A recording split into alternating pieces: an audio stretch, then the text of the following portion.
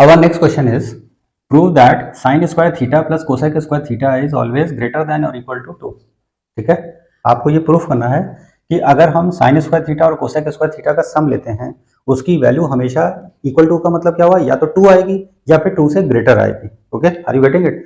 मतलब इसीलिए लिखा गया है कि ग्रेटर देन और इक्वल टू 2, मतलब मिनिमम वैल्यू. इस क्वेश्चन को दूसरे तरीके से भी पुटअप किया जाता है कि show that the least value of sine square theta plus cosec square theta is 2, क्योंकि मिनिमम वैल्यू 2 है और फिर मैक्सिमम इन्फाइनाइट तक जा रही है, कहीं तक भी जहां तक अवेलेबल हो सके. ओके, तो इसलिए आपको ध्यान रखना है कि 2 तरीके से ये क्वेश्चन को पुटअप किया जा सकता है कि find the minimum value of sine square theta plus cosec square theta, या वो आपसे कह सकता है कि prove that sine square theta plus cosec square theta is greater than और इक्वल टू 2. ठीक है, लेट अस स्टार्ट.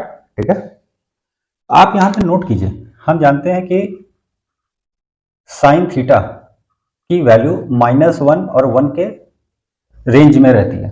ठीक है, अब क्योंकि यहां पे स्क्वायर गिवन है तो अगर हम स्क्वायर करेंगे तो that is sine square theta is less than और इक्वल टू 1. ठीक है, और ग्रेटर देन और equal to 0.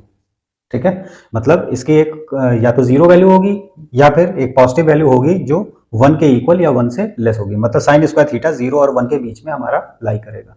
Is it clear?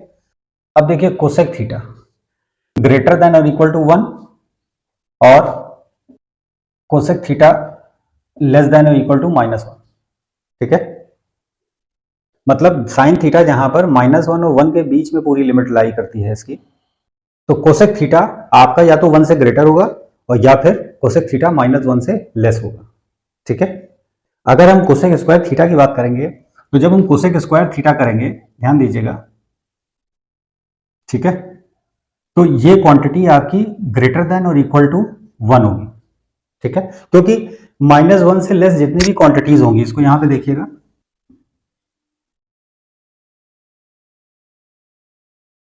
So on.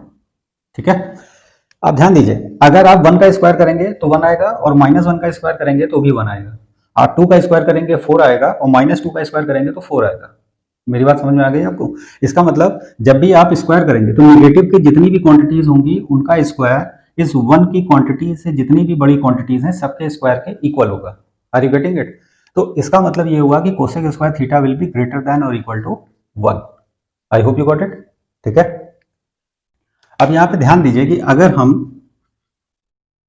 Sine theta minus cosec theta अगर स्क्वायर लेते हैं, ठीक है, तो हम अच्छी तरीके से जानते हैं कि क्योंकि ये होल स्क्वायर है, ठीक है, और ये ग्रेटर देन और इक्वल टू 0 होगा. ठीक है, तो देयरफॉर इस रिलेशनशिप का अगर हम यूज कर रहे हैं तो इसका एक्सपेंशन अगर हम कर रहे हैं, what we are getting, sine square theta plus cosec square theta minus 2 sine theta cosec theta greater than और इक्वल टू 0. ठीक है, अब यहां पे नोट कीजिए कि sine square theta plus cosec square theta, अब इस नेगेटिव क्वांटिटी को आरएचएस पे आप ट्रांसफर कर सकते हैं. ठीक है, तो दैट इज ग्रेटर देन और equal to 2 sine theta cosec theta. ठीक है, यहां तक आ गया. अब इस कोसेक थीटा को हम क्या लिख सकते हैं, 1 डिवाइडेड बाय साइन थीटा, तो that is greater than equal to 2 sine theta into 1 by sine theta. Reciprocal relation का यूज कर लिया हमने. ठीक है, अब आप नोट कर रहे हैं कि साइन थीटा और साइन थीटा कैंसिल हो गया. ठीक है, तो दैट इज ग्रेटर देन और इक्वल टू 2, मतलब sign square theta plus cosec square theta is always greater than 2, और यही हमें प्रूफ करना था एंड दिस इज प्रूफ. ठीक है, और इससे पहले भी हम यहां शो कर चुके हैं कि साइन स्क्वायर थीटा की वैल्यू पॉजिटिव है, कोसेक स्क्वायर थीटा की वैल्यू पॉजिटिव है, तो इसलिए जब भी दोनों का समेशन होगा तो ये हमेशा ग्रेटर देन और इक्वल टू 2 आएगा. ये हमने प्रूफ कर दिया. I hope you got it. मतलब इस तरह की आपको, जैसे यहाँ पे cos square sec square theta लिखा हो, tan square theta cot square theta लिखा हो, ठीक है, तो उनको आप इसी तरीके से आप प्रूफ कर सकते हैं. ठीक है, आप इस मेथड का यूज कीजिए. ध्यान दीजिए, यहां पर हमने a माइनस बी का होल स्क्वायर की आइडेंटिटी यूज की, तो ये क्योंकि एक परफेक्ट स्क्वायर है तो ये हमेशा पॉजिटिव होगा, और अगर a और b इक्वल हो जाएंगे तो ये इक्वल टू 0 हो जाएगा. तो इस आइडेंटिटी का जब कभी भी इस तरह से आपको कोई ट्रिग्नोमेट्रिकल इनइक्वालिटी प्रूफ करने के लिए देते तो आप इस इन इक्वेशन को याद रखिएगा. ठीक है, आई होप यू गॉट इट. अब एक चीज नोट कीजिए कि अगर ये आपके पास 0 और 1 है, ठीक है, और इसके बीच में कोई भी क्वांटिटी होगी, ठीक है, तो वो हमेशा क्या होगी, प्रॉपर फ्रैक्शन। क्या होगी, प्रॉपर फ्रैक्शन, ठीक, मतलब इसके बीच में कोई भी वैल्यू होगी वो प्रॉपर फ्रैक्शन होगी। यहाँ पे -1 भी ले लीजिए आप, ठीक है, तो इन दोनों के बीच की जो भी वैल्यूज होंगी वो प्रॉपर फ्रैक्शन होंगी, ठीक। अब 1 से ग्रेटर या -1 से लेस जितनी भी वैल्यूज होंगी, मतलब यहाँ से और यहाँ से, ये दोनों वैल्यूज आपकी इम्प्रॉपर फ्रैक्शन होंगी। क्या होंगी, इम्प्रॉपर फ्रैक्शन, ठीक है। अब आप कहेंगे कि इंटीजर है तो वो इम्प्रॉपर फ्रैक्शन कैसे हो गया, भाई उसके डिनोमिनेटर में आप 1 लिख सकते हैं, ठीक है, we can put 1 in the denominator, ठीक, ओके।